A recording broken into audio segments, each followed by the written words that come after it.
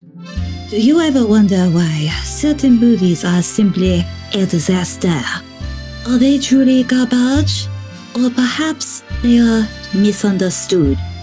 Welcome to the main course of cinematic catastrophe that is Le Crap with your gourmet Chef Bri and Chef Gio.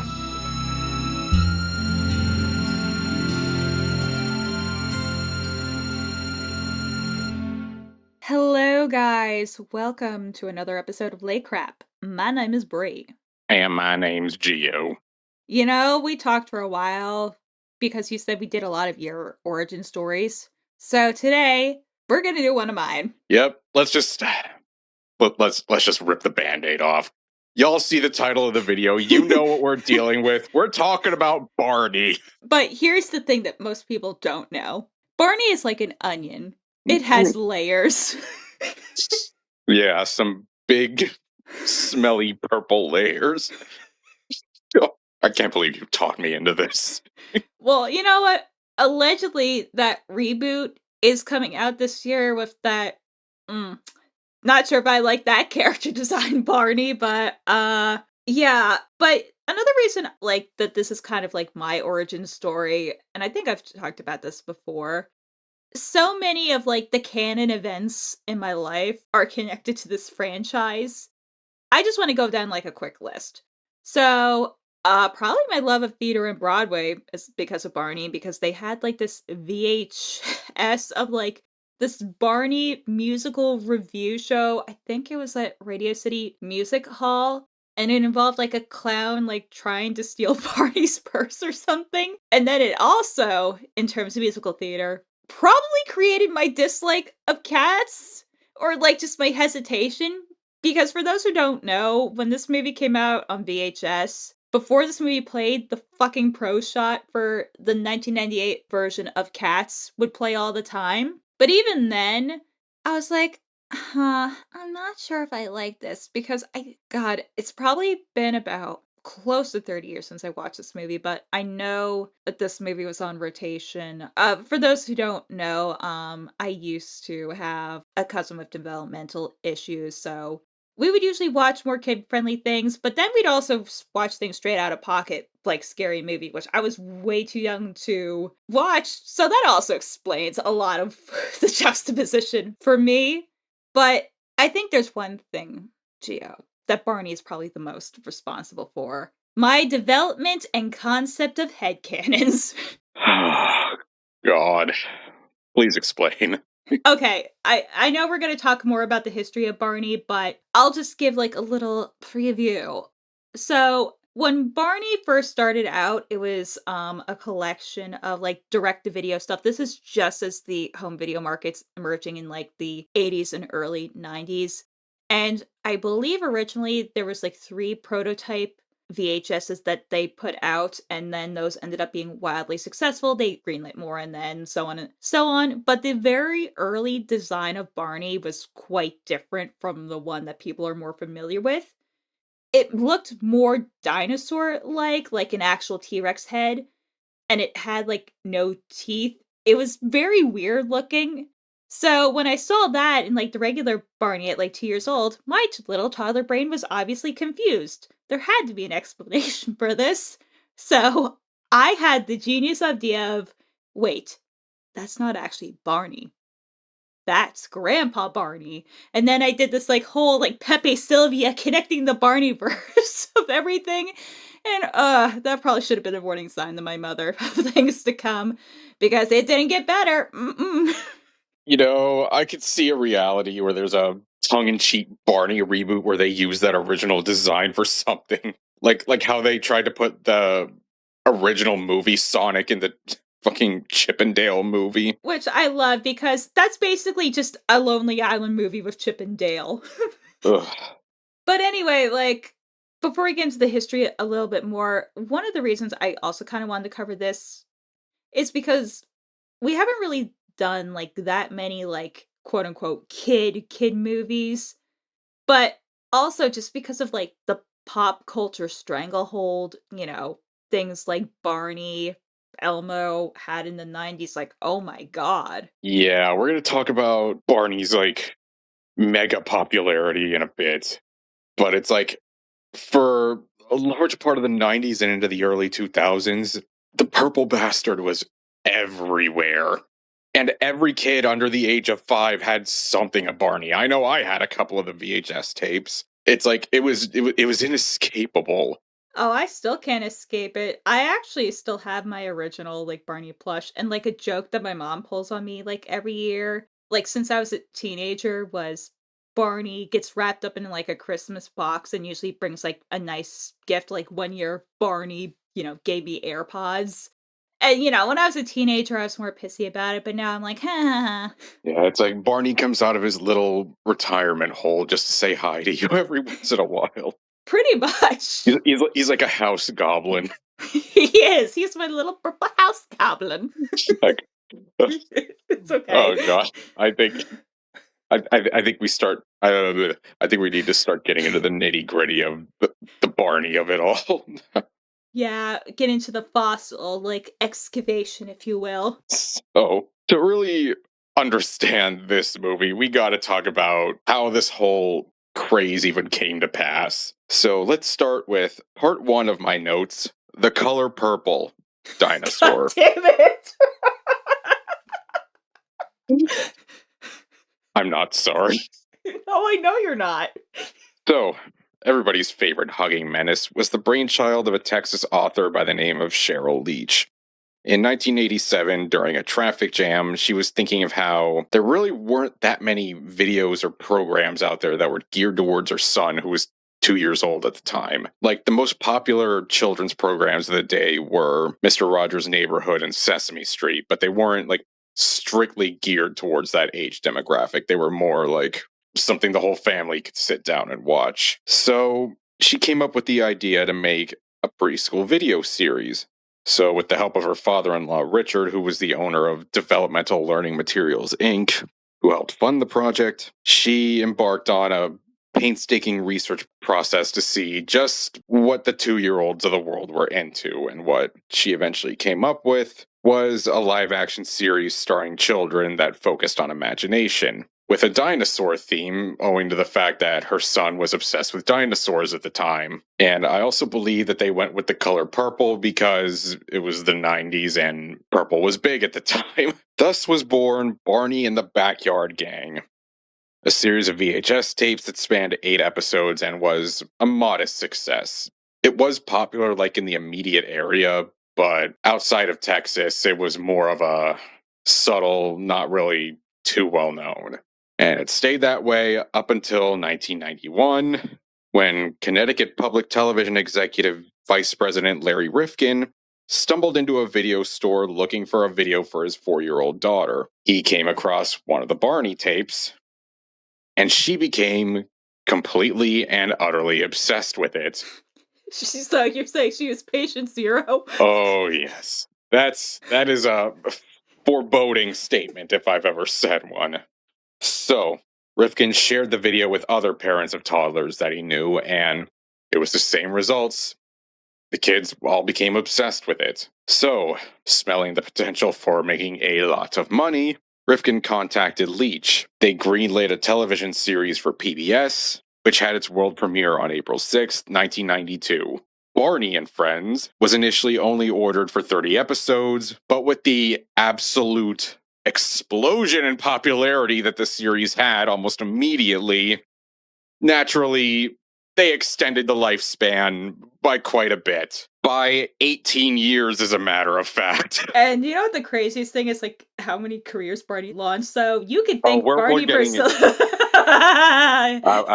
I was just about to get into that. So, Barney was filmed pretty much exclusively in Texas and cycled through a lot of child actors throughout the years. Most of them didn't really have major careers afterwards, but there were a couple of notable names on that cast list. In particular, the group of children from seasons 7 and 8 included Demi Lovato and Selena Gomez. Like, what? Yeah. Barney made stars.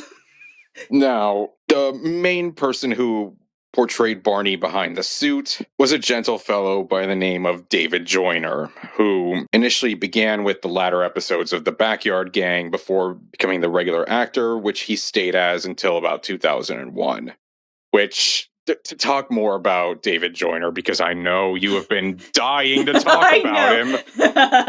Yes, I think I'll let you take over from here. Because this is like the gift that keeps on giving. Also, just it's like such an indictment of like, yeah, this is why Bri turned out the way she did. So, outside of Barney, David's had a few bit acting roles. He was on ER, I believe, and like a couple other things. Oh, and he was also the suit actor for common meme Threshold for When White People Suck, Hip Hop Harry. But after that, David's had a bit of an interesting career transition. A tantric sex therapist. Yeah, that tracks, I think. It does, but it's like, you know what? I get with Barney because Barney was a black man who loves you and me and wants us to feel really good about ourselves. You ever think back to like the early 2000s when there were all those studies being done on whether shows like Barney or SpongeBob were turning kids gay? You ever start to think there might have been something to that? You know what? If anything, they presented a mirror. I mean, I'm kidding, obviously. It's just, trust me, this isn't the only like mature rated tie-in that we're gonna get into with the Barney situation. The Barney situation is crazy. That purple bastard just flipping it. He's flipping, the double doinks. I don't know. Yeah, I should quit while I'm ahead. So this purple goober here just went cattywampus like Jiminy Christmas. This is insane. He's pulling his cock out. He's asking for fisticuffs. Anyway, I just wanted to clown on him a little bit because yeah, shit sucks. That's really about it. See ya.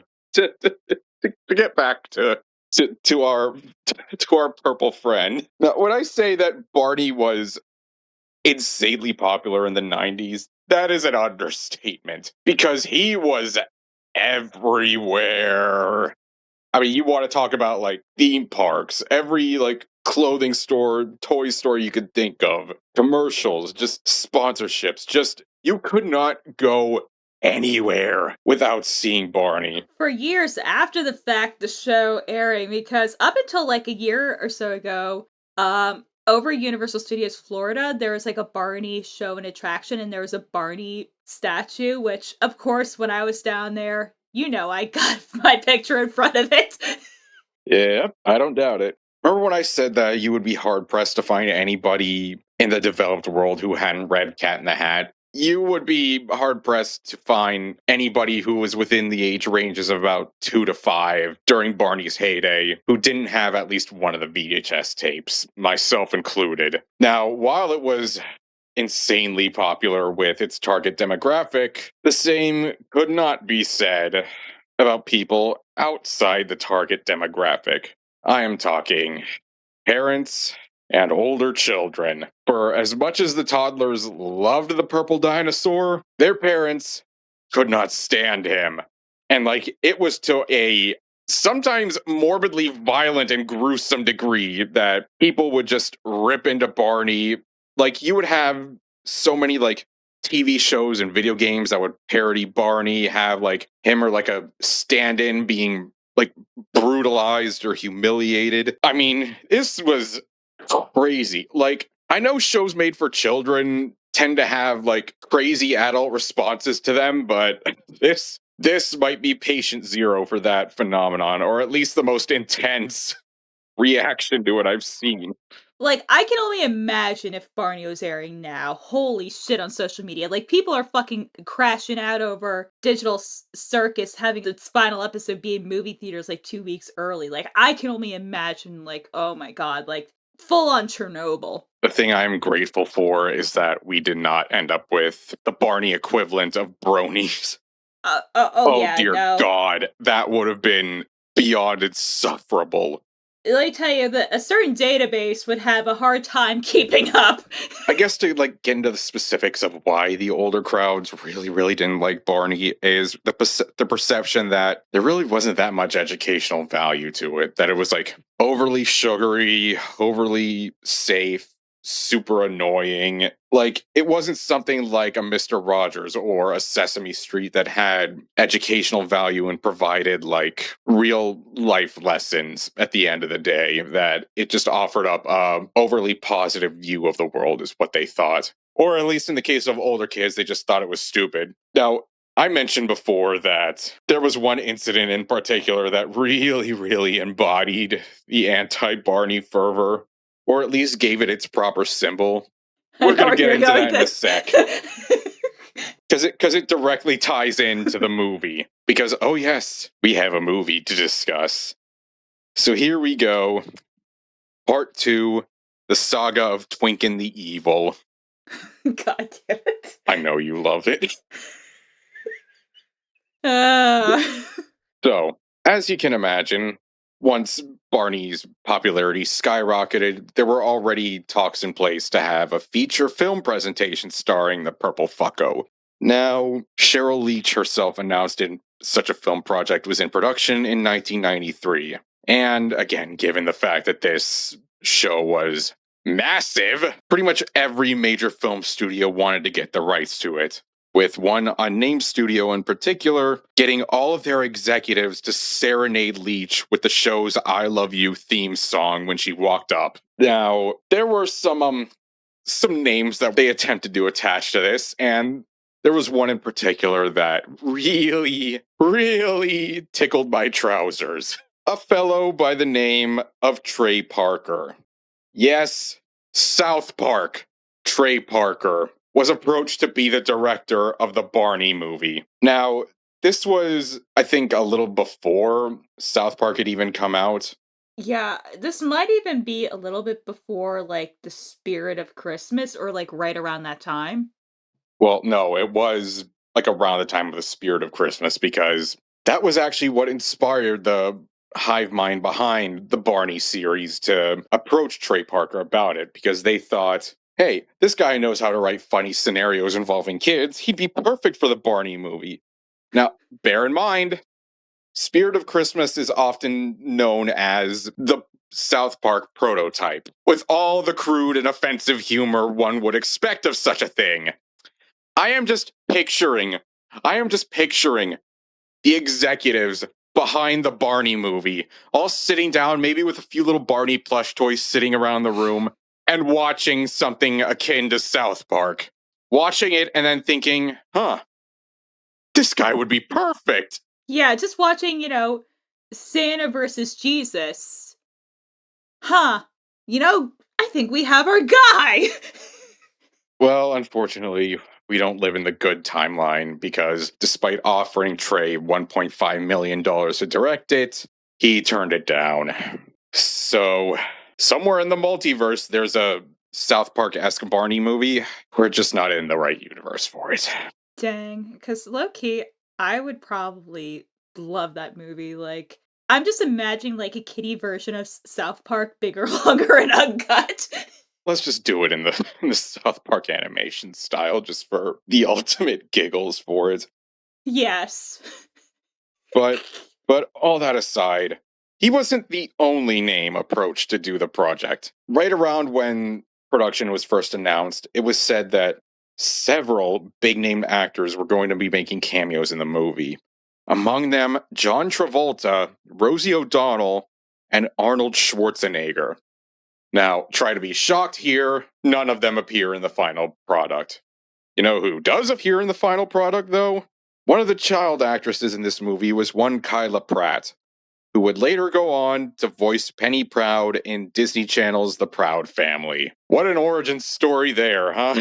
Yeah, because I think this was probably filmed around the same time she did Dr. Dolittle, because she was the little girl in that too. Yeah, I think you're right. Now, as one would expect for a movie featuring Barney at this time, the marketing push was kind of crazy, with Barney and his pals making appearances at such locales as the Beverly Hills Hotel, the La Brea Tar Pits, yes, the fossil excavation place.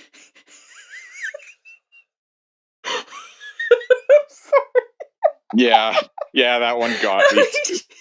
We have to do that as thumb. Just on Barney in front of the La Brea Tar Pit with Twinkie on a rainbow just shooting.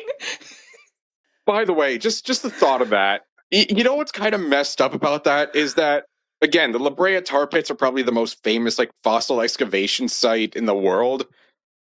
Barney is basically advertising this movie in front of a dinosaur graveyard. I know, which maybe, you know what, maybe they did have a vision getting, Trey Parker. Maybe, like, that was the secret all along. I'm just picturing it in my head now of, like, Barney secretly murdering his family and burying them in the tar pits.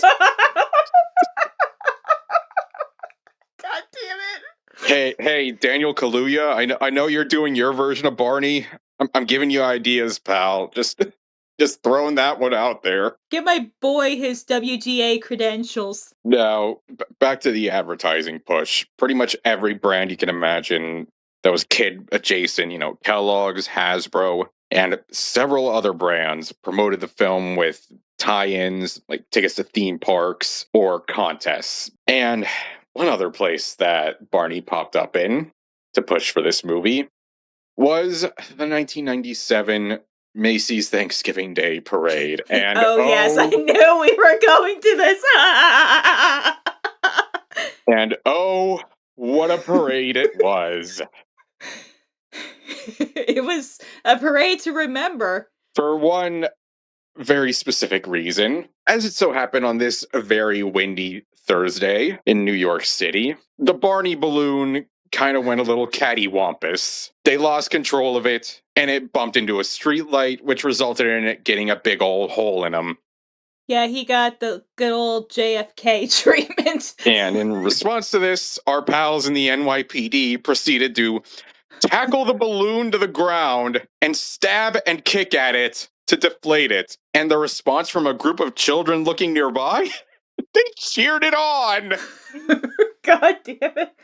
But I think that parade was like infamous because I'm pretty sure that's also the famous parade where Sonic died. Oh God, I think you're right. It was a rough year for the furries, let me tell you. Yeah. Well, okay, no, if they were into Barney, they would be a scaly. I don't want to get into this. Let's just keep going. So you would think with Barney's mega appeal that this had to be a surefire hit in the theaters, right? Right? No, it wasn't. On a $15 million budget, it only made about $12 million back at the box office. Now, it was said that home video sales were much higher, so they probably ended up making their money back anyway, but it was because of this, coupled with its lackluster critical response, was tied into the show's lack of popularity outside its target demographic, and by this point, it being the peak of anti-Barney humor. Or one review that I read from the Los Angeles Times kind of summed it up the best, why it would have failed in the theater. Parents kind of make a pseudo-contract with Barney. We buy your toys, we buy your VHS tape, you keep our kids occupied.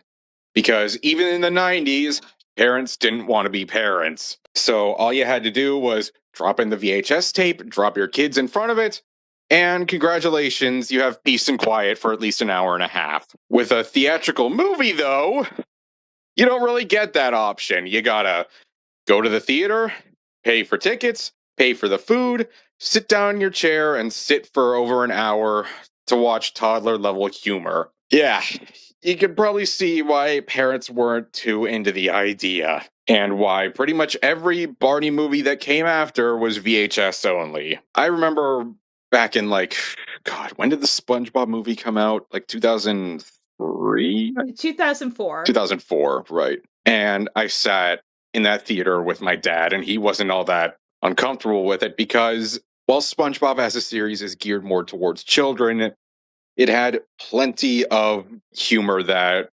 adults would appreciate and understand more. That is not present with Barney. It is made specifically with 2 to 5 year olds in mind, and really, only 2 to 5 year olds are going to get anything out of it.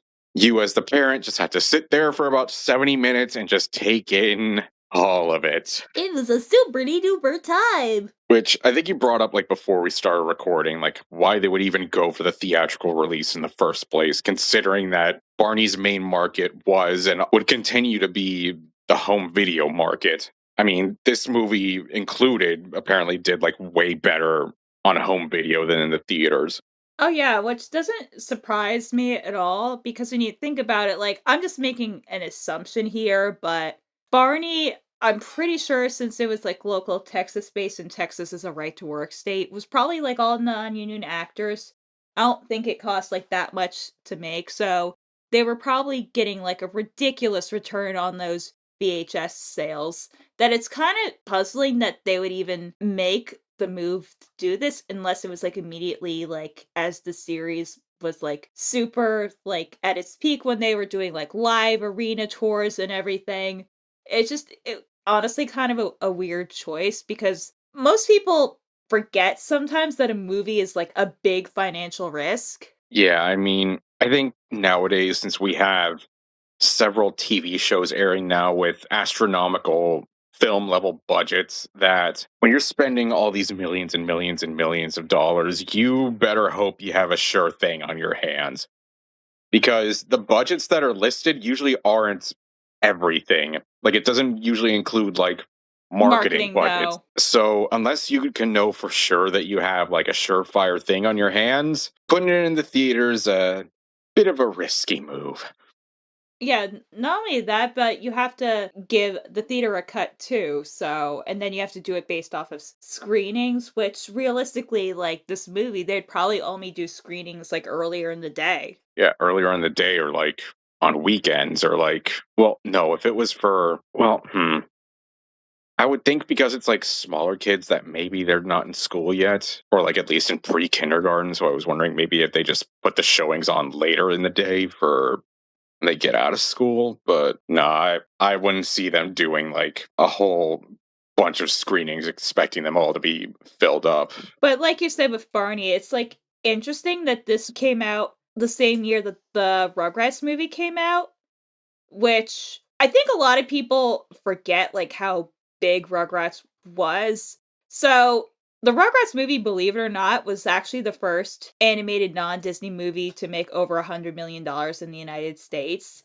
And the interesting thing that like Barney, like this happened way later in like Rugrats life cycle because what a lot of people don't know about Rugrats is that initially it wasn't very popular. Like it had just done its initial 65 episode order, ceased production, pretty normal for an animated show at that time. But the interesting thing with Rugrats is it actually got more popular in reruns, like I think it was like early like 94 and 95, that Rugrats became this pop culture phenomenon and was basically the Nick Golden child until a certain yellow sponge happened. But it's I just kind of find it interesting that Rugrats, you know, successfully made the transition theatrically. I mean, the other two entries, you could debate whether they were as financially successful, but it's interesting that, like, for something like Barney, which theoretically could be like anything, it just kind of struggled to make that transition. Yeah.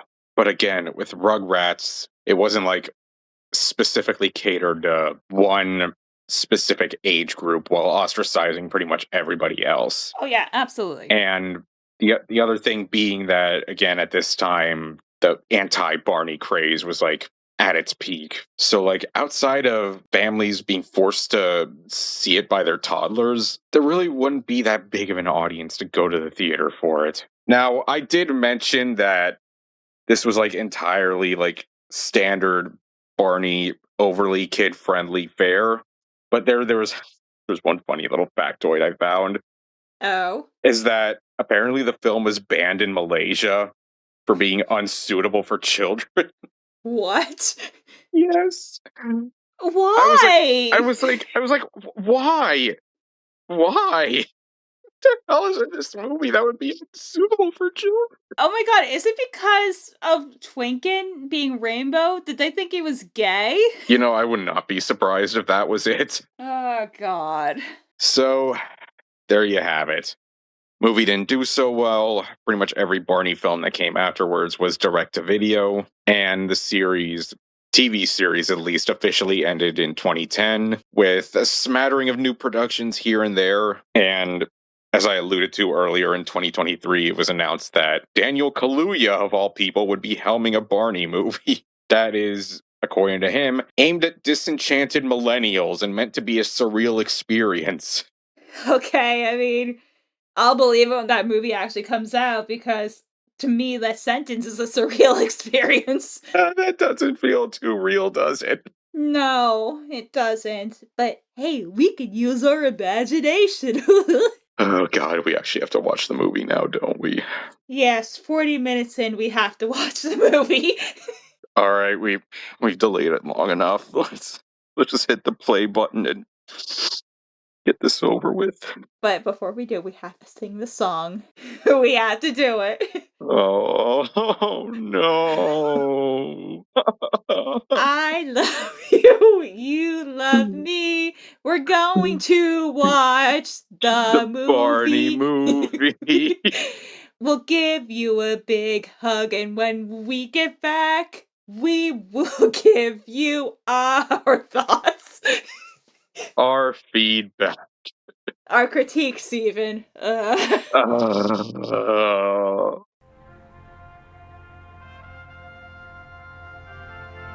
Close your eyes. Open your imagination. Make believe. Think big. And go purple.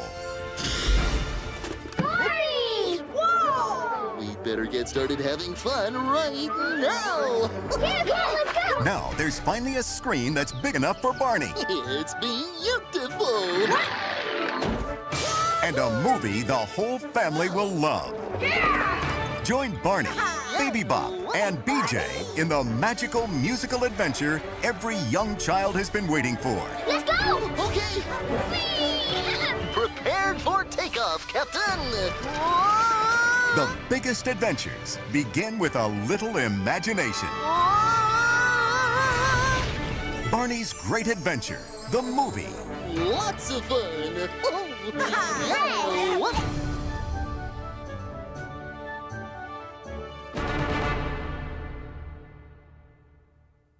Barney is a chaos god, and we need to all fear his power. Barney exists in a realm beyond our comprehension. Look upon it in despair, or succumb to the madness. Like the madness of me totally forgetting this was a musical and just stealth bombing you with another musical. Thanks for that, by the way. You know, I shouldn't have expected because I mentioned like the Barney Broadway show, and I remember like some of the specials and shows. Like, I remember they'll have like one musical number, but sometimes they would have multiple. But here's like the kicker, and this is the part where I died, and this is where my little gay ears kind of perked up. So there's like this special like Broadway style song in the beginning of the movie. And I was like, wait a second. Is that fucking Bernadette Peters? And then it was! If Barney the dinosaur comes Oh, knocking God. on your front door, I don't like the sound of that. Hold on, is that fucking Bernadette Peters? Oh, your smiling face can make life. I swear to Christ, if that's Bernadette Peters, then that explains even more.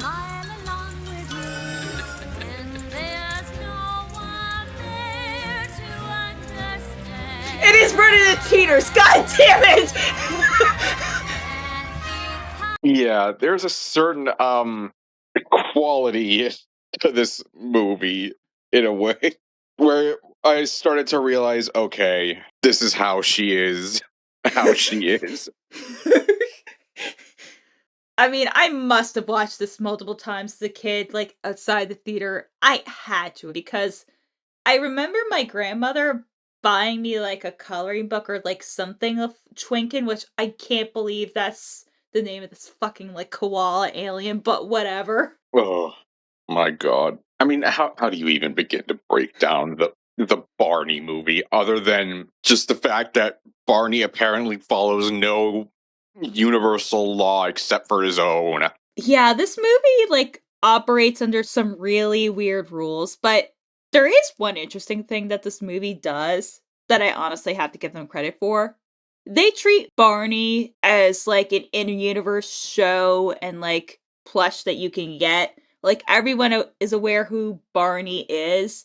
It's not just, like, the show where you never see the adults, and Barney's just, like, with the kids at, like, a playground or, like, a classroom, like, some sort of social situation where there would be, like, a lot of children with parents maybe not hovering over them. Yeah, because I don't know, the way it starts, it makes it feel like not every like adults couldn't see Barney, but then like throughout the latter half of the movie, he's just like in plain sight of everybody. So we came up with the idea that he just chooses who can perceive him at any given time. Well, like, how else would you? Because I think they realized it'd be like, okay, so we're having all these musical numbers. They can't all be children, so we're gonna have to explain, why certain people can see Barney and some people can't without actually explaining it. Yeah, and that eventually gives way to just everybody can see him. Which, to their credit, I think that was like the only logical way that you could go without making any like more world building bullshit than what we have already established, because again, our target demographic is children between the ages of 2 and 6. Yeah.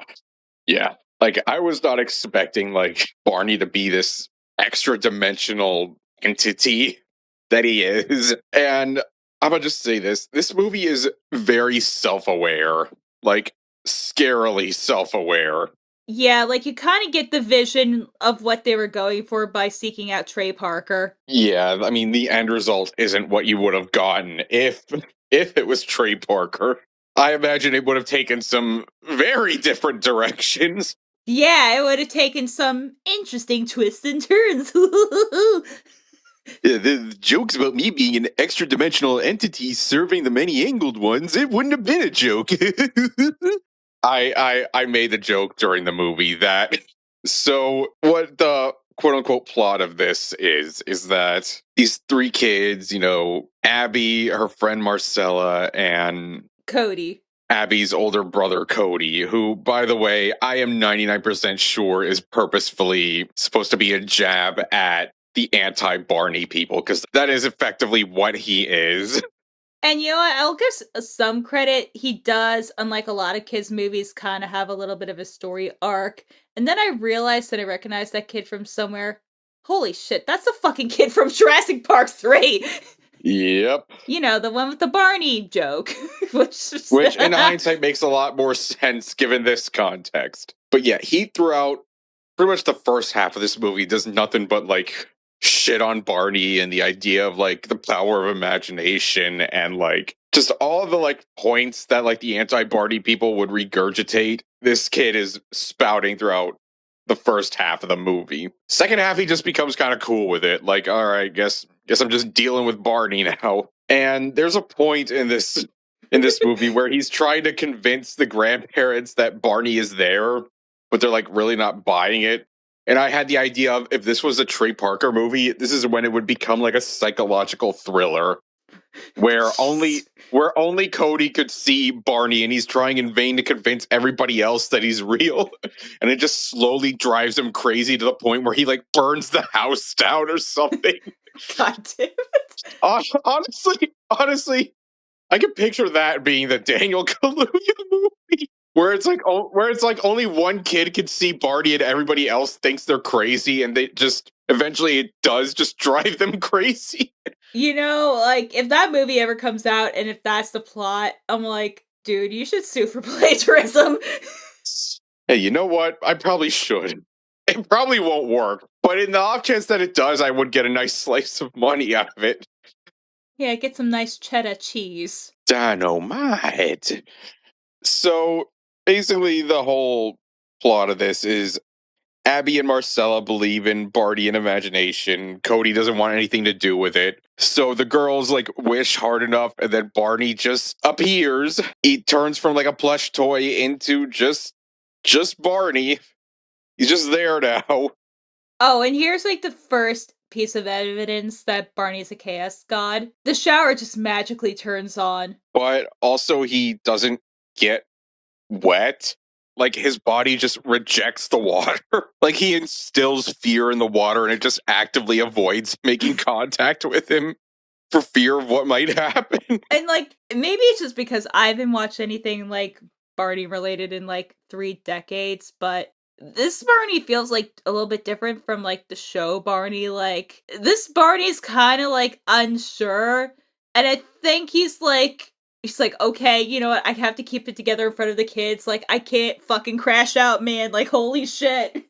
I can't break the contract. I can't break the rules of engagement. If I do that, I'll be sentenced to an eternity in prison. Do you know what Barney prison is like? It's not good, man. The only hugs you get are from bigger Barneys who've been there a lot longer than you have. And they don't say the magic word. And when you hear the terms clean up, you run and you fucking hide. And they make you sing I love you over and over and over again. I can't go back in there, man.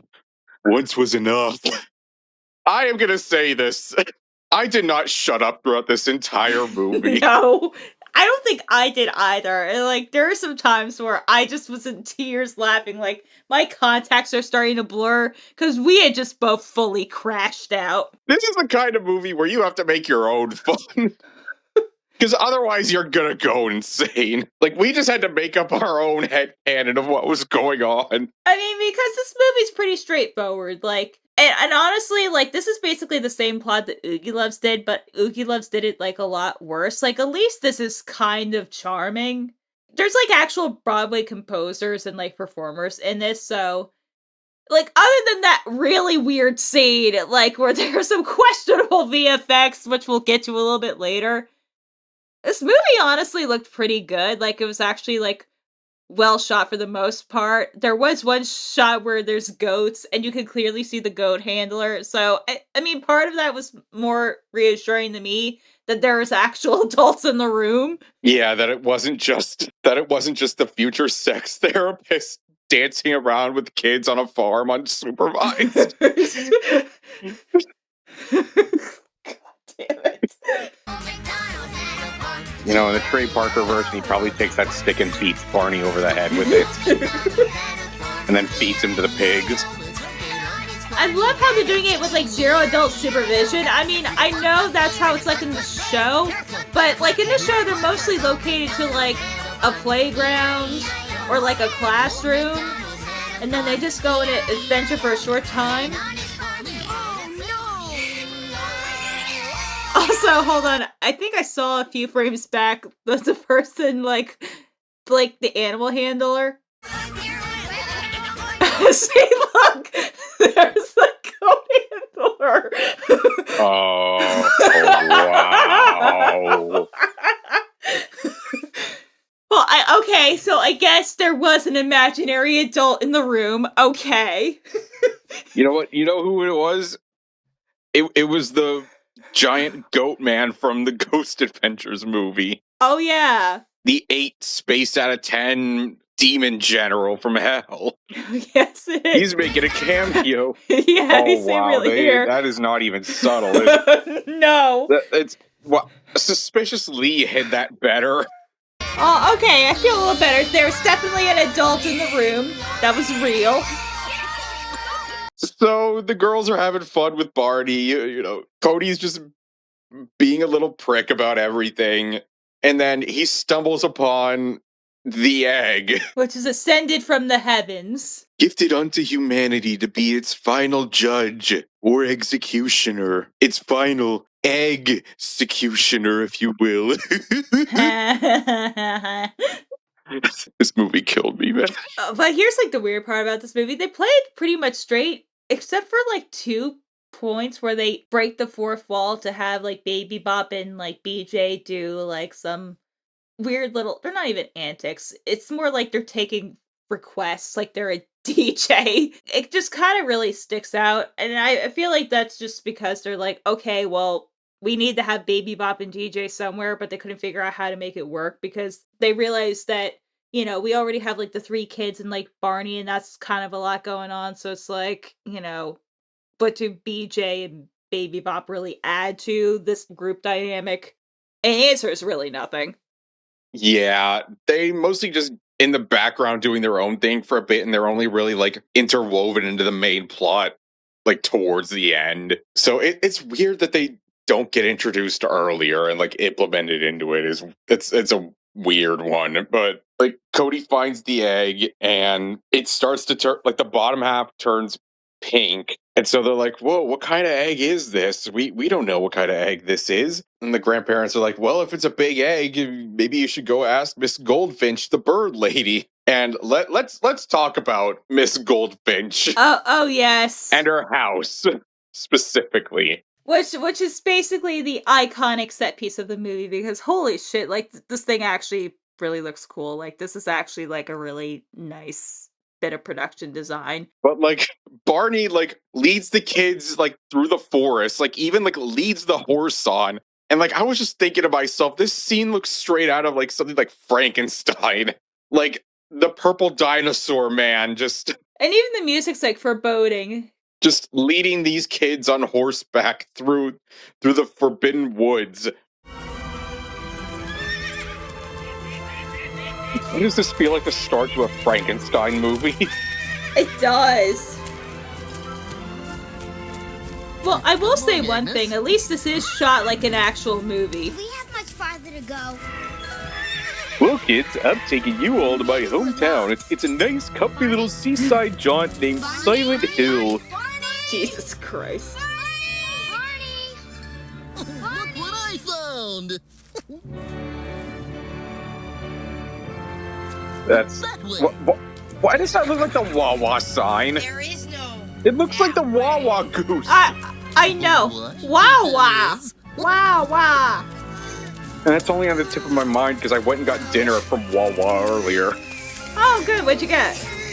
Just some chicken tenders and the fries. I really like their fries. Season 1. Good shit.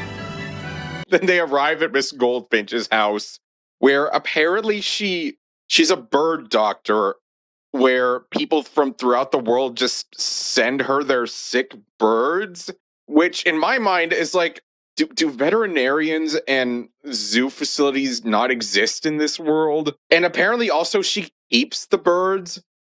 So like, I'm thinking, aren't some of these birds, I would imagine most of these birds are probably people's pets, but then she just keeps them? How has she not been arrested yet? Yeah, especially since we're assuming because of the New York license plate earlier in the movie that they're in New York State, and probably these are exotic pets and they're probably illegal unless she has like some special permit. But I came up with a far more logical explanation. She's a witch. And honestly, there's a lot to support that, considering that when they go in her house, which again is, honestly, the set design is actually pretty neat. I would imagine that's probably where a bulk of the budget went. And her house is just filled with books and like all these eggs and even some bird skeletons. And at one point, they even have a macaw on a gurney.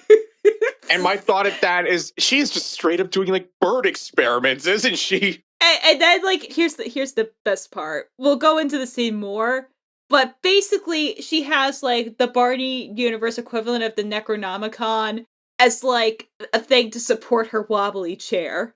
Oh yeah. So they go searching through her books to try to find like what this egg is. And despite the fact that she has like hundreds of books in here, they go through like 2 and they're like, well, we've gone through all of it. We can't find anything. And then Abby's like, well, what's that? And she's like, oh, that's just, the dark hold. I just need it to support my chair. It's a little wobbly. And of course they get it, and it's covered in like these ancient like Nordic runes, and which she's somehow able to read. And it talks about like it's an egg of a dream maker. So, and then this is the part that confounded me a bit. So apparently the dream maker will hatch but only once the egg is fully colored, and also only if it's in the spot where it first landed on Earth. Like, what? That is such a bizarre rule, and like feels like it only exists to drive the conflict of the plot of like trying to get this egg back to its resting spot. Like, have you ever heard of an egg that will only hatch if it's in one specific location? That is Well, just... I mean, when my dog tries to just lay an egg. God damn it. Maybe it's a dinosaur like me. I love how Barney just outright confirmed that he hatched from an egg. So far, we aren't having any luck. You tried twice, Kyla. Yeah, this lady probably has like over 1,000 books. You just used 2. Maybe it's a cousin of E.T.'s. A tiny hummingbird. Cody, you are such a silly tease. This is quite absurd. You know she wanted to say shithead so bad. Oh, this is the Trey Parker version. She would have. I feel like the bulk of the budget just went into this. I mean, low-key, it was worth it. I wish I lived there. Let's make sure we don't run out of steam. We must stick together as a team. Then we know. And I love how we're not going to acknowledge the bird skeletons.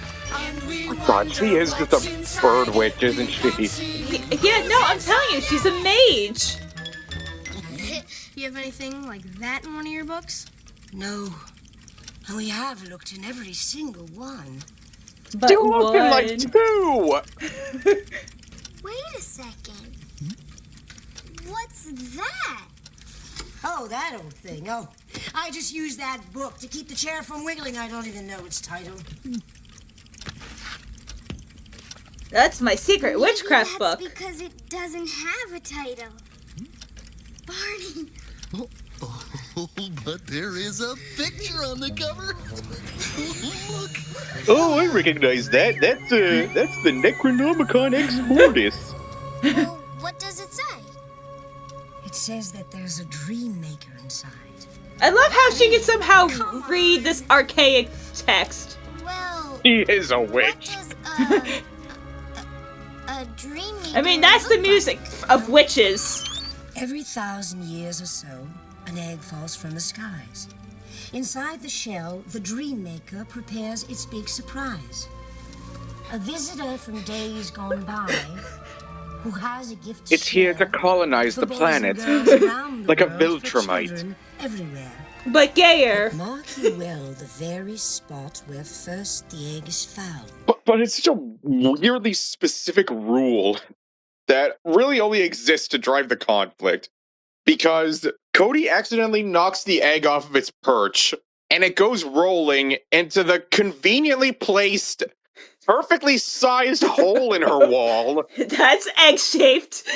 That is egg-shaped, and it falls into the like little silo grain of the truck driver that was delivering stuff to her.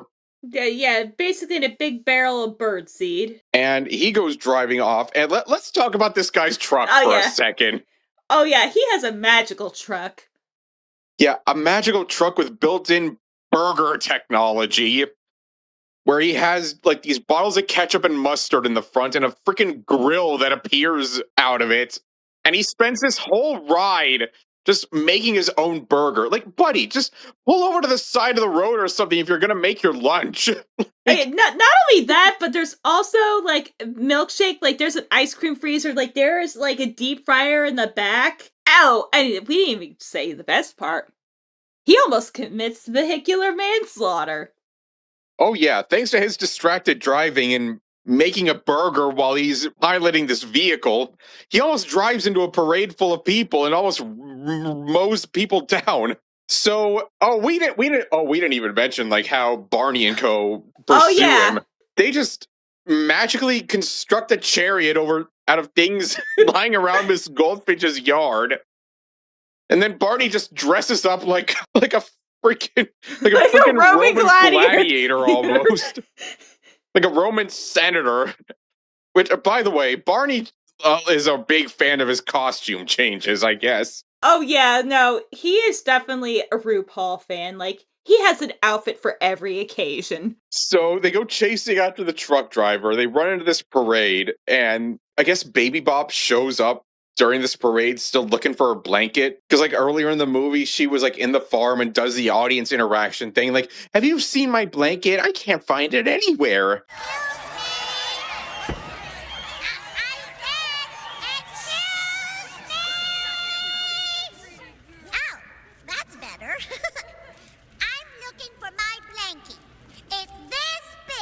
I love how they couldn't figure out how to give her, like, a B plot, so they just have her, like, randomly with, like, BJ. They're just off to the side having their own little, like, adventure. Like, Barney was like, no, guys, only I can have an adventure with the mystical gay egg. So she's still looking around, and then BJ shows up, and then they're like running around trying to get the egg. Barney meets these people in costume who recognize him. Like, apparently they're old friends or something. It's weird. Like, there's these little, like, background jokes all throughout where it's like, huh? Oh, you know what the one thing is? One of the mascots was for Southwest Airlines, which is based in Texas. I would imagine they probably did like a big sponsorship deal with. Actually, I think I did read that they did a big sponsorship deal with this movie, so that doesn't shock me at all. But they managed to get to the egg. It goes flying. BJ grabs it, and they're like, "Oh, thanks, BJ. You saved the egg."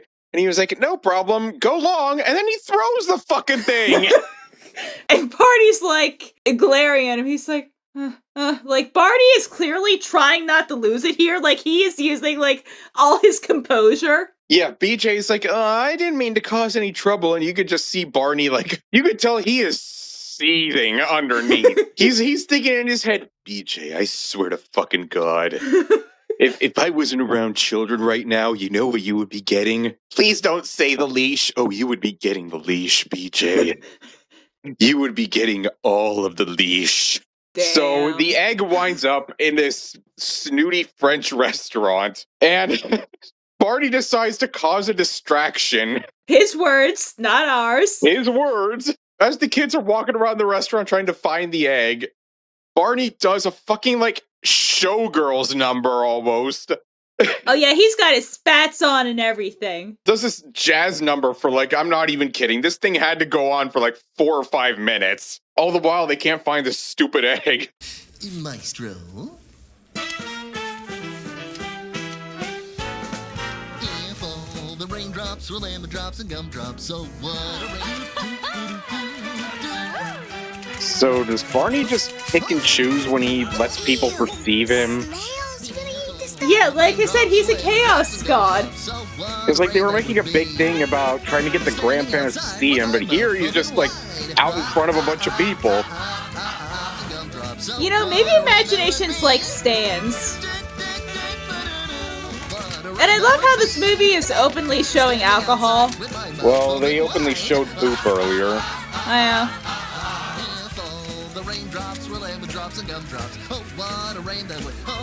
Oh, we're really just gonna go through the whole song, huh?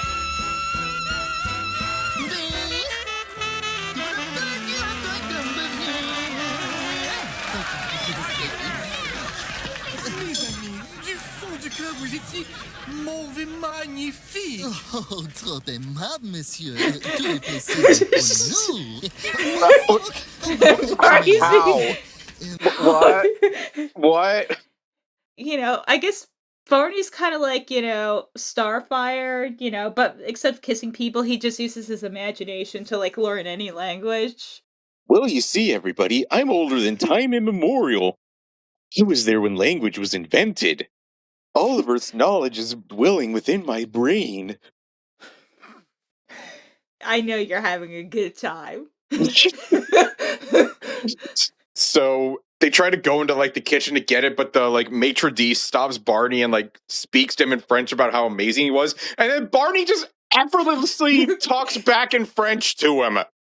So you made the joke that this is like Starfire, where instead of, like, kissing people to assimilate their languages, Barney just uses the power of imagination and thinks that he knows that the language, and he could just understand it. Further supporting our hypothesis that Barney in this universe is basically Loki. I mean, what other explanation is there? Like, he could just come and go from existence, you know. He can manifest anything that he wants. Like, how would you not consider Barney as, like, this higher echelon of power? Like, this immortal being. You know what he is? I am so upset that we did not make this comparison. He is basically Grammy from Bleach. Oh, fuck, he is. God damn it. Oh. For those who don't know, Remy is like a minor antagonist in like the final arc of Bleach, and his power is basically making his imagination reality. That is what Barney is in this movie. God, we're gonna put Grammy in the thumbnail now, aren't we? Oh yeah, we gotta get that Shonen Jump clickbait. So the other waiter in the restaurant is like, oh yeah, that egg's on the way to the circus. You know, they've been playing all these pranks on us, so they probably have the egg. So they run over to like this traveling circus, try to ask around for the egg, can't find it. They eventually find it with this with this juggler, and they're like, please sir, can you give us back our egg? And he was like, well, I like eggs. Eggs are better scrambled. And you know what's used to scramble in a frying pan? He's like paying them like no real mind. They're just straight up like, sir, can you please give us back our egg? And then he's like, all right, sure, you can have it. And then he just chucks it and runs off. It's like, dude. He like hard chucks it too. It like chucks it to where they can't even see where it lands. It's just like, bro, you could have just given them the egg. You're just being a dick for no reason. I made the joke that he's probably just having like a really, really bad day and decided, well, you know what? I'm going to make sure they have a bad day too. Why should I be the only one? There is a way to stop, called the Peking duck trick. Well, how does that go? The Peking duck trick goes like this. First, you all close your eyes. What is happening? Peking? No. Then duck. Bro, you could have just handed them the egg. But where'd it go? Where's the egg? Where's the egg? It feels like he was just having a really bad day and didn't feel like cooperating. Yeah, he just chucks the thing, and then it starts raining. They go into the circus tent, or like the changing room with like all these puppets and stuff, and then it gets like all weirdly like serious and sad for a minute, where they're like, oh, we're never gonna find the egg now. Barney's like, oh no, kids, it'll be all right. We'll find the egg. And it's to the point where even the girls are like, had enough of his shit. And they get all mopey. And Abby is like, Cody, you didn't even care about finding the egg in the first place. You just don't want us to act like kids. What's wrong with just acting like a kid? And it's like, damn. Like, this got real for a second. Yeah, no, like, we got real. Like, Barney was like, guys, I don't know what to say. This is kind of fucked. Well, then he breaks out into a musical number to try to cheer them up, and like from the beginning of it, they're all just like mopey and like ignoring it. They're what I imagine the parents in the theaters were looking like, just like, oh god, make this purple motherfucker stop, please. We've lost the egg again, and this time we're never going to find it. Well, don't give up. Oh no. When the rain stops, we can look around some more, and then maybe we can find it. We already looked around. We're not gonna find it. We've lost it. You don't even want to find it. You never did. No. It was crazy kid stuff. No. What's wrong with just being a kid, Cody? What's wrong with that? Oh boy, this is some escalation. Oh, cheer up, Abby. We'll find that egg.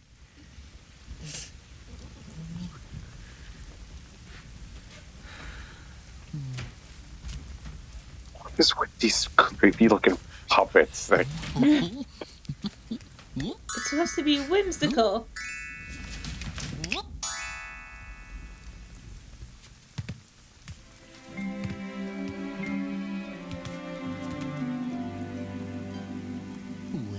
Looks like all is lost and you're feeling really sad.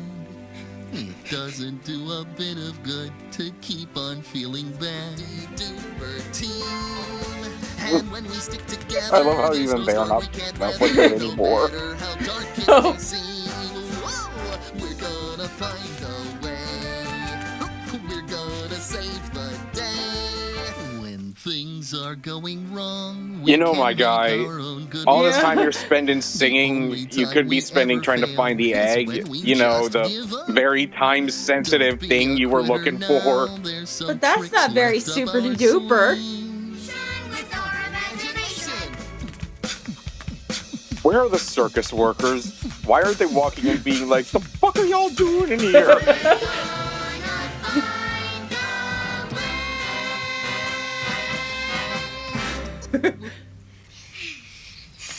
I love how they have jazz hands. But I'm not gonna be a quitter. Me neither. But he eventually like breaks through to them, makes them believe that they're gonna find the egg again. So it stops raining. They go meet up with like a stilt guy, and he's like, "Oh, you guys are looking for an egg? I could go find it." And then he uses these like binoculars, which when he unloads them, we both just like broke out laughing. It's not even like really weird how he extends them. It's just I don't know what it was that just made us both lose it. Like If we just I don't know what it was. I think we just both mentally just kind of just were like we were done. well, this movie sure wasn't. Excuse me, Bob. I heard about your little problem. Just what is it you're looking for? Well, it's a really big egg, and it... About this I don't big? like how wide his eyes I think I are. see something like that. Let me see.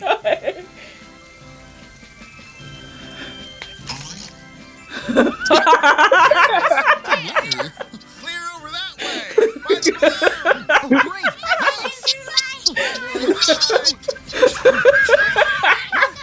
Hurry! So he uses his super duper binoculars.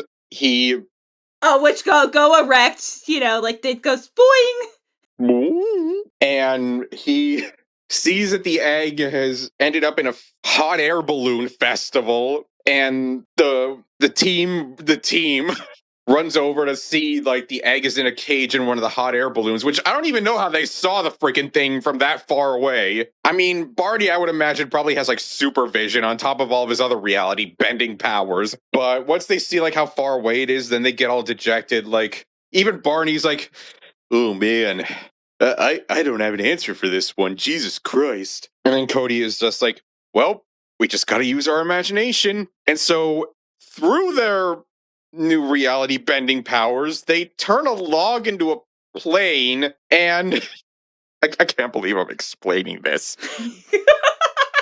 They go flying. Barney dresses up like he's the freaking Red Baron. They fly up to the balloon guy, and they're like, "Hey, your egg is in there. Can we have it?" And then he's like, "Oh, well, Okay. you know, I like collecting things, but what the hell? You can take it." So he drops the egg, and then he shoots upward to where I'm thinking, okay, he's just going to go straight up into the atmosphere and, like, combust. He's probably dead. Yeah, which, by the way, we have to talk about. So most of this movie actually looks decent, but oh my god. This Wuthering High School had better green screen than this scene does. Like, it is, like, really, really bad. Oh, it's like bad in the way that like they did the basic green screen removal. They didn't even like color correct their skin, so they all have like this really gross, weird yellow tint to them that look like they have jaundice. It's really bad. It is really bad. And then we have some like really like late 90s like TV quality like CG and shots. Like there are some creme de la crap shots in this. Oh, yes. Yeah, Barney's being weirdly real about all this. Did you really say imagination? Well, yeah, it's been kind of an unusual day. Well, okay? shit. Now I think you should all climb board. This situation's kind of fucked, isn't it? I don't even think I can fix this. Okay. Well, it should be This image right here. Just look at it. I don't like what he's doing back there. I do not like it. Faster! We can do this, we can! Oh my god, are they gonna fly with a log? I think we need your help. I'd like you to Oh pretend god, not that another we log. can really fly. Dang. Let's all do it together. Ready? 1, 2, 3. No! And then nobody did it. I love how not bad the this. pilot on the outfit. I love how bad this green screen is. Like, I'm Oh, delighted. it's horrendous. It is like unapologetically bad. Well, kids, I'll have you know that in my past life I was known as the Red Baron. Yeah, but somehow our egg got mixed up with your ballast. What's ballast? See, I travel all over the world collecting things. And this is the most beautiful egg I've ever seen. But if it's yours, you'd better have it back. Yeah! Oh, okay. Position your craft under mine. Well, at least he's more amicable than that one juggler guy was. Yeah. Now, if you excuse me, I'm going to go fly up in the atmosphere and likely have my balloon set on fire. I would like you to send a telegram to my family that I love them. I love how bad this animation is. Oh my god, it's like... It is, like, real bad.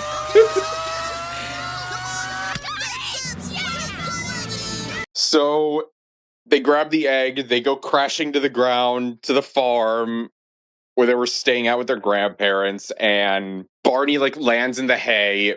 They try to, like, explain to their grandparents, like, what was going on about the egg, and then they were like, well, let's introduce you to Barney.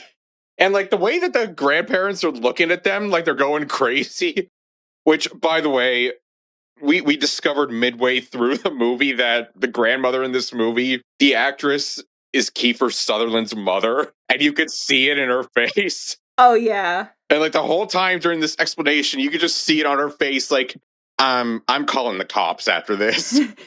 Yeah, like, she's like, what the fuck? Which, you know what? I don't think we've talked about this enough. There are so many things that my maternal side is like, we're really letting children do this unsupervised. Like, I'm not a helicopter parent type, but I'm like, really? We're letting a bunch of, like, presumably children that, like, Cody at most is, like, 11 or 12 go, you know, hang up in, like, the rafters of the barn, like, go down, like, the hay shaft and stuff and, like, swing from ropes. Like, interesting. It's like, there are, like, no adults present for some of these, and no, we're not counting Barney as one, because if we did count Barney as one, we would probably have to call the cops.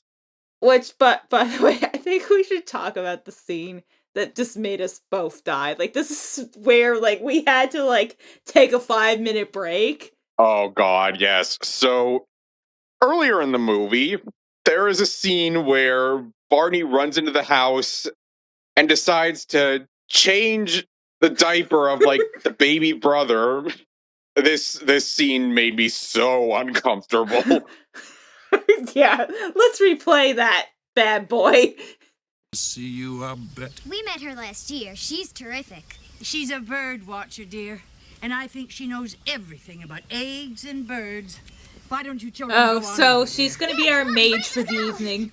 And we'll get this old wet diaper off of you, and you'll feel much No. better. No. No. No. No. No. Well, I think I can No. help with No. that. No. If you're happy. No. No. No.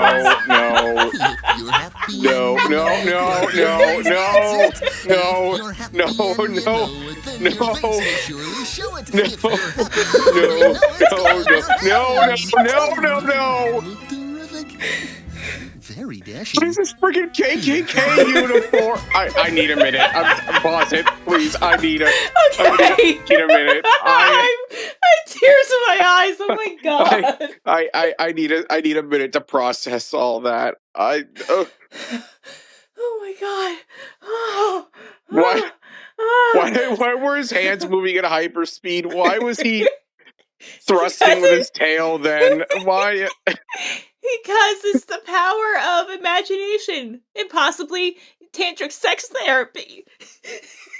It's really bad. Like the angle they show the baby at, and like at one point he's using like the speed force to like rapidly change the diaper, and he starts singing. It's so like off-putting. Not only that, but he's like doing like a not a humping motion, but like a rocking motion with his tail. Oh yeah, like he does like a thrusting motion with his tail. It's like oh. And then he dresses the kid up in like I think it's supposed to be a sailor uniform, but it looks almost like a clan uniform. And I was just looking at this like I've seen pictures where okay, I'm about to expose myself a bit here. Yeah, when I was like a toddler, my parents took me to take pictures in a sailor suit. What that kid is wearing does not look like a sailor suit. No. And then we were kind of going back and forth. It's like, wait, your parents made you do that too? Was that like I know in the past there was something, but was that just like such a 90s baby thing that they just took the tots to Sears or like JCPenney portraits and just like put them in like a nautical themed outfit? Was that just like a thing? Yeah, because I remember like even some like sitcoms from the 90s and early 2000s making jokes about that kind of thing, like making the kids put on a sailor suit. Like, I guess that was just the thing you did to babies back then. But yeah, this scene is just not kosher. No, yeah, nope. So I think we've established that Barney is a chaos god, right? I think that's what's going on here. Yeah. I didn't even notice the egg was in the shot either. Oh god. I'm like, what the hell? How is that baby even dressed as? I think he's supposed to be a sailor. Maybe, I don't know. I mean, I was made to wear a sailor uniform when I was a toddler. That don't look like any sailor uniform I've ever seen. Was that just a collective thing that all of us, like, just our parents did to us? Have, like, some sort of nautical outfit? Because that was, like, such a specific 90s thing. I know they did other things, but it was usually, like, the Navy one that you would buy at, like, JCPenney's. I'm pretty sure that's what it was. Why was that a thing? I don't know. And it was, like, a gender-neutral thing because they had, like, you know, it was still, like, a nautical version for girls because there's, like, a few pictures of me in it. And also, like, when I was 4 years old, like, there's another thing. I wish I could find the picture. But, like, JCPenney's or, like, Sears, like, they used to do these tie-ins, and they did a tie-in to The Hunchback of Notre Dame, you know, the Disney one. Oh, no. and I'm with, you know, my little Dolly plush and, like, a Mexican dress that I inherited from my mom, and I straight up just look like a Mexican kid, which I guess that explains why I was older. Like, I got mistaken for Latina. Because I had, like, the thick bangs and everything with, like, the headbands. No, I just straight up look like a Mexican kid. I actually don't know what to say to that. But no, apparently they did, like, these Disney, like, tie-ins between, like, JCPenney and Sears. I can't find this background anyway, but I tell you, it's a very real thing. I can't remember if it was Sears or JCPenney's. But it was like, wow, that's, like, such a choice for, like, children's photos. This is such an uncomfortable still to be on. I know. Yeah, you look edible enough. Yep. I'll put some nice crab seasoning on you. Have a nice seafood dinner. God, I could feel my brain smoothing out watching this. You're gonna have big brain thoughts. I can't look at this picture any longer. Okay, we gotta keep going. The good news is we're a third of the way through. Only a third. All right, here we go. So the grandparents finally see Barney, and you can see it formulating in Grandma's mind. All right, I have some knives in the kitchen. There's a shotgun hidden under the tractor. I'm gonna send this thing back to hell where it belongs. So the egg finally becomes the gay egg. They try to take it into the barn. Of course, Cody, like an idiot, trips and it goes flying. But then the fulfillment of Baby Bop's arc in this movie happens. She finds her blanket and then she catches the egg in it. That's the whole reason she was in this movie to begin with, I guess.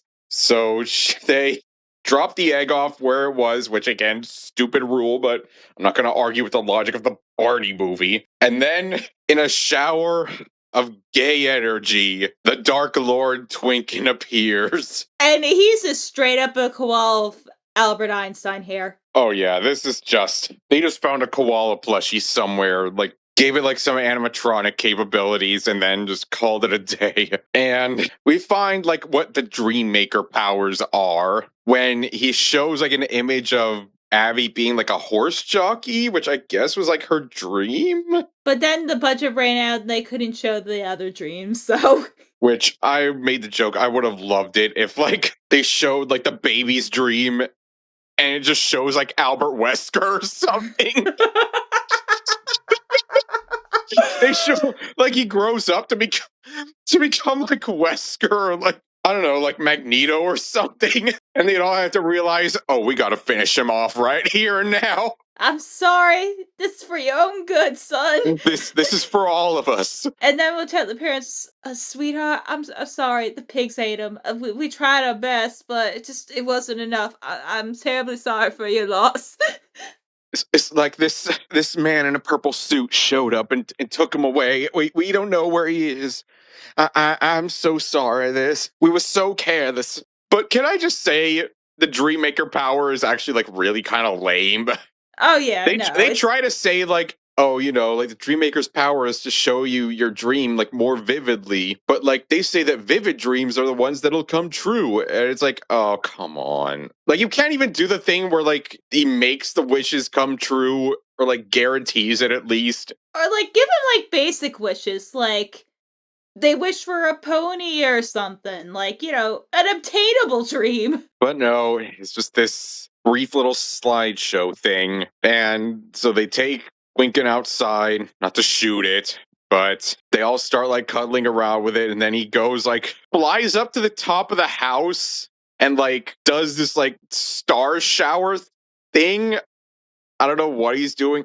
I think they try to say like he's trying to show like Barney's dream, but then well, like, I think the implication is that Barney's dream has already come true. I could see that being it. But, like, then he lands back in Barney's arms, and then, of course, we can't end the Barney affair without the song. Yeah, Broadway-style rendition of I Love You. So after that, like... The movie just ends. Yeah, so after that, like, I was about to say Bebop and Rocksteady. Baby Bop and BJ. Oh, yes! Confirm our theory! Confirm our theories that they're all chaos gods because they just vanish into thin air, and then you just hear Baby Bop's disembodied voice saying, oh, I forgot, I can't find my blanket, oh, here it is, and it just levitates into the air and disappears, and then they turn around and see that Barney has disappeared, and you just see Twinkin sitting on their chair next to the Barney plush. Yeah, and their little porch swing. And then the movie ends. Oh, not before they both wink at the camera. Oh yeah, you see the little twinkle in Barney's eye. And then Twinkie does a little woohoo, and then winks. Like he sounds like the Pillsbury Doughboy on meth. Oh god. Yeah, that was them sending the signal to the other Viltrumites. It's time to take Earth. I love how the koala's just straight up T-posing.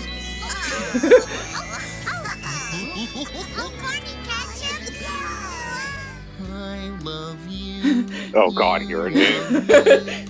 Here it is. Family with a great big hug and a kiss from me to you. Won't you say you love me too? Oh, he's cute. He's furry.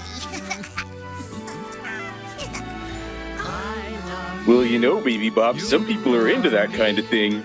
We're a happy family. I'm so sorry. I have not been able to shut up this whole time. No, it's gonna be great for B-roll when I eventually get to editing this episode. See you later, Okay, there she just said it normally, so I don't know what the problem was earlier. I think she just mispronounced it because she's a baby. And they're just gone. Blankie? Oh, there it is. Oh my god! Are they just revealing that they're just like time masters? Where is he? Oh my god, they really are just chaos gods, aren't they? Yes! It was time for me to go. Well, kids, in addition to being the Red Baron, I'm also known as Loki.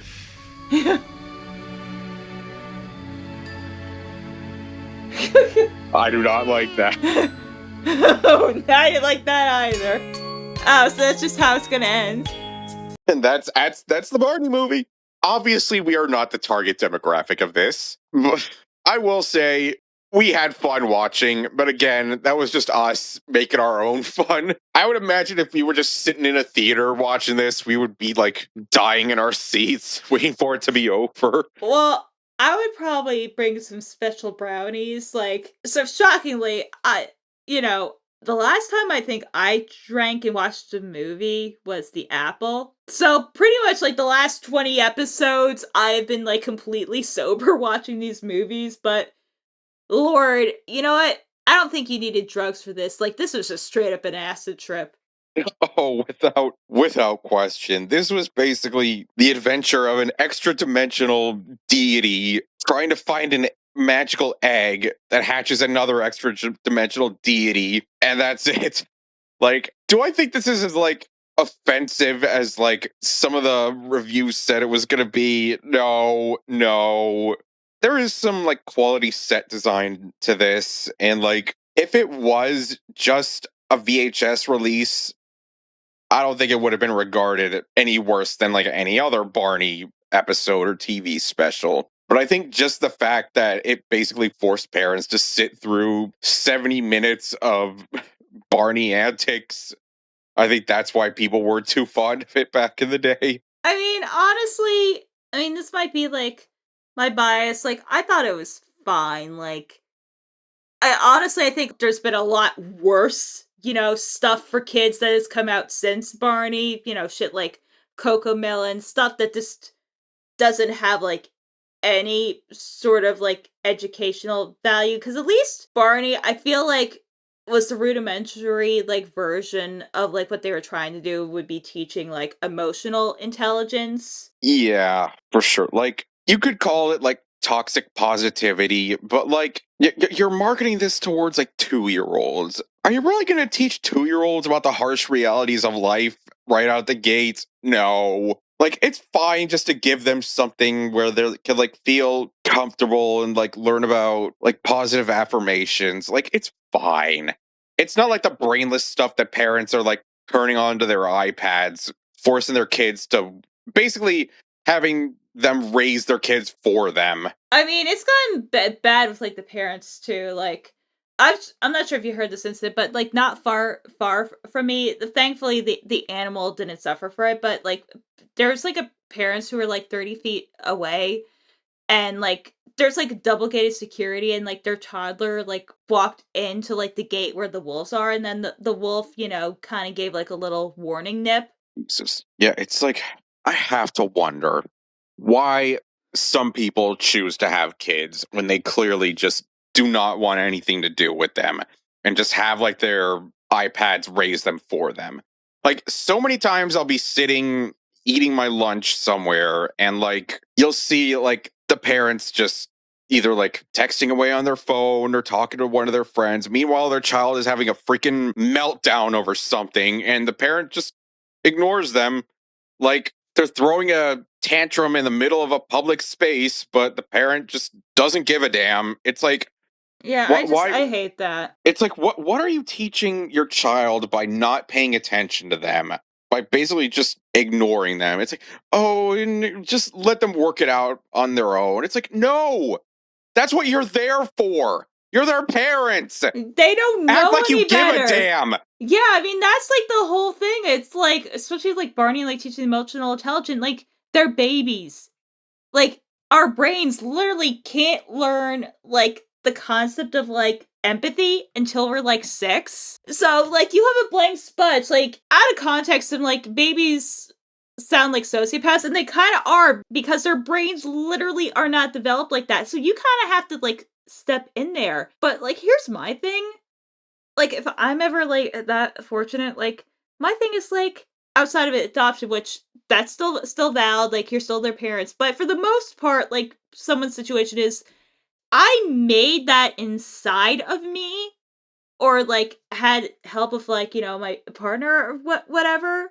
I can buy a new phone, like, every other year.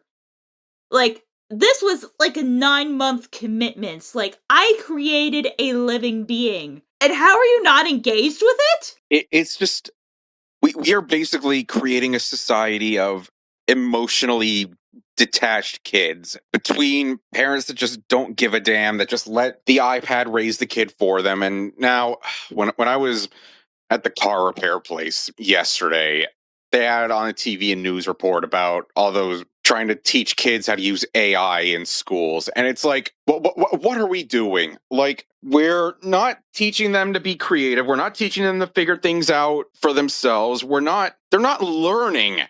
They're basically just having, well, they're saying, oh, well, it's basically their own private tutor. Yeah, their own private tutor that'll confidently tell them the wrong answer. I mean, parents have done this for a while, because, I mean, you know, for me and my own personal experiences, I will say plenty of disparaging things about the American public education system. But it's like, I'm sorry, school, it shouldn't be like a babysitting service. Like, schools should be like a job for your child to get the concept of, like, okay, this is what you do when you are an adult. That's what it should be doing. Like, are we having the public schools teach our kids, like, how to do their taxes, how to live on their own, the actual important life stuff? Nope. But we'll teach them how to use the AI. We'll teach them Bible verses, Texas. It's like, what are we trying to do to our kids now? Like, between all this brain rot that they're constantly being fed, and having, like, machines be their only, like, engagement, like, not giving them actual, like, affectionate human contact. Like, I know we said that Barney was, like, one of the first instances of parents, like, just dropping their kids in front of a TV and letting them do the raising for them. But at least Barney was trying to help the kids form, like, emotional attachments. Like, at least there was some value in it. We're not getting that now. We're basically just training our kids to be idiots and not understand, like, their emotions or, like, anything really. No, I mean, I don't like to get, like, too political controversial, but so many things, like, again, because I mentioned earlier, like, this whole, like, digital circus movie thing, people are mad that people who pay to see it in theaters get to watch it 2 weeks early, and then, like, the CEO, or, like, the co-founder of Glitch, had to come out and say, the theaters wanted a month, we got it to the theater exclusivity to be 2 weeks, and people are still fucking mad about it. Like, people have been having, like, crash outs for, like, the last couple of weeks, saying, well, it's not fair if, not every theater gets it. Well, I'm like, well, that's just life sometimes. And it's like, we know you're gonna watch the leaks, and you're gonna watch it on YouTube and Netflix again, so why are you fucking bitching that people are allowed to make money? It's like, life isn't fair. That's the whole point. It's like, we have basically raised an entire generation of spoiled, entitled, emotionally detached children who just don't understand how life works. I mean, you just keep reading about all the stuff, not just with now teaching them about AI in schools, but they're using AI already to do their homework for them, write their essays. We're not teaching our kids how to live. We're basically just giving them, like, these lazy little tools, like, all right, there you go. Figure it out. And you know what? It's so fitting, and this is kind of a good parallel. Like, if anything, that's Barney's legacy, is that the encouragement of, like, creativity and using your imagination. Because, God, imagination does seem like a 4-letter word now, doesn't it? Oh yeah. Like, we're trying to push this idea of, like, having the computer do the thinking for us. And it's like, where is the imagination and the creativity now? When you just see that all this content is being made, like regurgitated out based on just pre-existing stuff. It's like, we're not encouraging people to be creative. We're encouraging them to just copy other people's homework, basically. Yeah, and enjoy your slop. It's like, you're gonna consume the slop and you're gonna be happy about it. It's sad what is happening now in just every sector, whether it's just technology or just even education.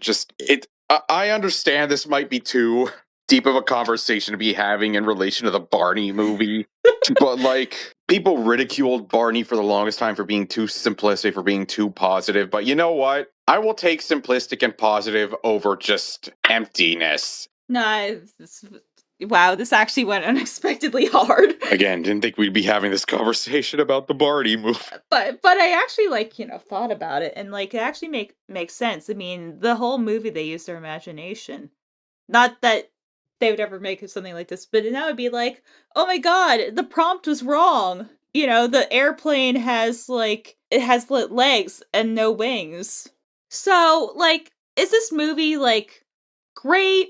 No. Is it bad? I wouldn't even say that. I would say it has some decent production value. There's definitely some effort. They didn't just, put your typical PBS budget Barney episode in theaters and expected you to pay, I don't know how much tickets were in 98, but assume $4 or $5 to see it. So potentially $50 to see it with the whole fam. There was actual effort made. It's kind of a shame it didn't work out for them, but it's kind of understandable why it didn't. And I think it's like you said, it was sort of in the tail end of Barney's success. I mean, TV shows to movie adaptations have always kind of been a mixed bag. For every South Park Bigger, Longer, Cut, and the Rugrats movie, you'll have stuff that doesn't quite come up to snuff, like the Disney's Teacher's Pet movie, or I don't think the Recess movie did well. I mean, there's a reason why it's been a mixed bag, because making movies is hard. Yeah, there's a difference between making something that's meant to last 20 to 30 minutes compared to stretching it out to a 90-minute plus movie. What might work in short form might not work in a longer format. Honestly, with this movie, it felt again, we're critiquing something made for 2-year-olds. But honestly, outside of the musical numbers, I didn't hate this. Again, it was something where we were making our own fun. I mean, it's certainly not the worst quote-unquote kids movie we've watched. Oh, no. North still takes that time. Well, I'll say it's a tie between North and Cat in the Hat of being the worst quote-unquote kids thing we've watched. But this was harmless. And I feel a lot of the angerness, it's almost kind of quaint, how this was quote unquote controversial. But then I remember that this was from a pre 9/11 world, and I would take something that's sappy over anything that's super cynical now, that just kind of hates what it is. It hates the fact that it's existing. Live action Moana. Oh yeah, or even something like Return to Zombie Island. I would take something that's genuine than something that's just, I know, is just shaking me down for money. Oh yeah, for sure. I don't think either of us are going to go anywhere near that live action Moana. It's okay, something like Snow White, for instance, I can kind of understand because it's an older movie. Why are we remaking a movie that's not even 10 years old? Because Dwayne Johnson needed a vanity project. Ugh. Yeah. Because Black Adam wasn't enough, was it? Nope. I think we can close the mystical egg book on this one. All right, so let's go ascend to the heavens and twinkle on out of here. Gio, where can everyone find you? So, if you want to hear my takes on the state of, well, everything, you can find me at captainstarbolt.bsky.social if you so desire. And you can find me on Blue Sky at crazylemur.bsky.social. I am also on Instagram at lemurs1, where I'm trying to post more pictures. I've just been super busy, guys, because I'm writing a movie and I'm doing a lot of freelance. Being employed is hard. Anyway, this wraps up. Holy crap! I think this is our 35th episode of Lay Crap, and we are slowly inching closer to 50, which hopefully we'll get close to at the end of the year. We'll see. But until next time, bon appetit. Bye-bye.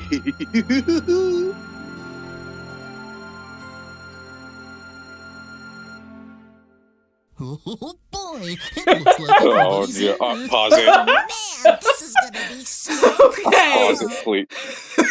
I forgot it opened like that. I don't think I'm mentally prepared for this.